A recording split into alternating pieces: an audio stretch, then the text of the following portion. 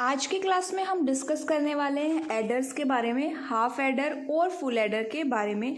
Last class में हमने देखा था कॉम्बिनेशनल और सीक्वेंशियल सर्किट में क्या डिफरेंस होता है, सिंक्रोनियस और एसिंक्रोनियस सीक्वेंशियल सर्किट क्या होते हैं। तो चलिए स्टार्ट करते हैं आज की क्लास। जो एडर है, एडर मतलब समर मतलब कि क्या कि एडर या समर मतलब कि वो सर्किट जो किसी भी नंबर्स के एडिशन को परफॉर्म करते हैं। हाफ एडर और फुल एडर दो होते हैं हमारे पास। हाफ एडर क्या होते हैं? हाफ एडर वो सर्किट होता है, वो डिजिटल सर्किट होता है जो केवल दो नंबर्स को ही ऐड करता है। मतलब इसके अंदर केवल दो इनपुट होंगी और दो ही क्या होगी, आउटपुट होगी। और उन इनपुट्स के बीच में ये कौन सा ऑपरेशन परफॉर्म करता है? और ऑपरेशन। इनको ओगेंट एंड एडेंट बिट्स भी बोल देते हैं, जो कि इनपुट स्टेट्स होती है। और कैरी एंड सम ये क्या हो गई? आउटपुट स्टेट्स हो गई। जैसे ए और बी इनपुट है यहाँ पे, सम और कैरी क्या है? आउटपुट है। ट्रूथ टेबल देखिए, दो इनपुट है मतलब कितने कॉम्बिनेशन बनेंगे? 4 कॉम्बिनेशंस बनेंगे। क्या क्या कॉम्बिनेशन बनेंगे वो हमारे? A B input, sum carry output, 0 0 0 1 1 0 1 1। Simply जैसे हमने बाइनरी एडिशन किया था वही रूल यहाँ पे लगेगा। तो क्या है वो रूल? तो उसमें हमने देखा था कि 1 + 1 करते हैं तभी कैरी आती है। तो देखिए 0 0 पे क्या हो गया? 0 0, 0 1 पे 1 0, 1 0 पे 1 एंड कैरी फिर से 0। लेकिन जब 1 + 1 कर रहे हैं तो क्या मिल रहा है हमें? 1 + 1 कर रहे हैं तो हमें मिलेगा 1 0 1 0, जिसमें 0 सम है यहाँ पे और 1 क्या हो जाएगी? कैरी। ठीक है, अब इनकी सॉल्व फॉर्म कैसे निकालेंगे? तो देखिए, जब हमारी इनपुट डिफरेंट है तो आउटपुट 1 मिल रही है, लेकिन जब इनपुट सेम है तो आउटपुट 0 मिल रही है। इसका मतलब ये एक एक्सोर गेट है। A XOR B, A bar B plus A B bar, और कैरी में सिंपली ए बी पे हमें 1 मिल रहा है।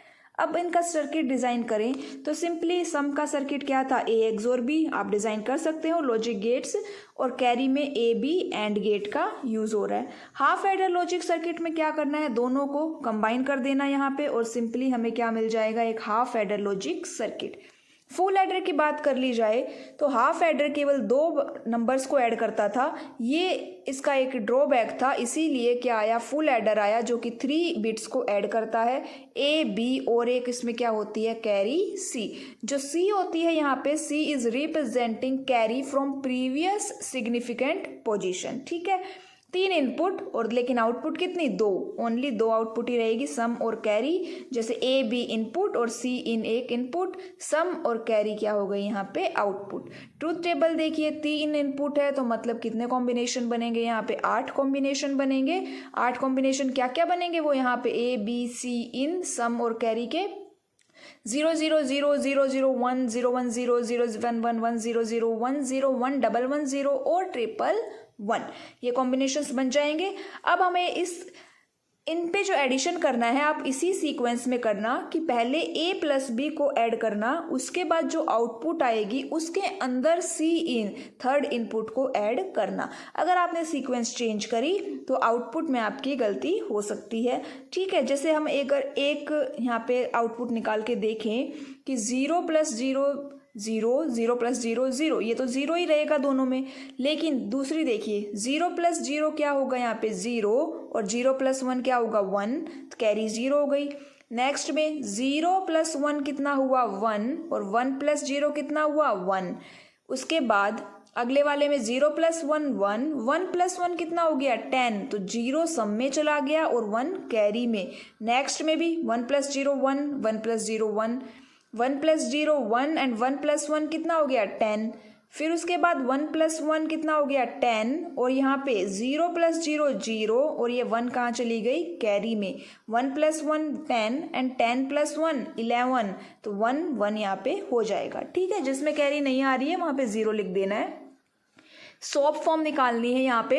तो के मैप हमने डिज़ाइन करना सीखा था, 3 वेरिएबल का यहाँ पे के मैप आपको एक डिज़ाइन करना है। मैं यहाँ पे डिज़ाइन करना नहीं सिखाऊंगी, हमने अगर आपको कोई इशू है तो आप के मैप वाली क्लास देख सकते हैं। सिंपली यहाँ पे देखिए, सम की आउटपुट जहाँ जहाँ पे भी 1 है ना, उस कॉम्बिनेशन को यहाँ पे चूज़ कर लीजिए। तो यहाँ पे देखिए, मैंने सम की आउटपुट जहाँ जहाँ 1 है उसको मैंने सर्कल कर दिया है। तो यहाँ पे 4 बार सम की आउटपुट 1 मिली है मुझे, तो मैंने 4 बार यहाँ पे सर्कल किया।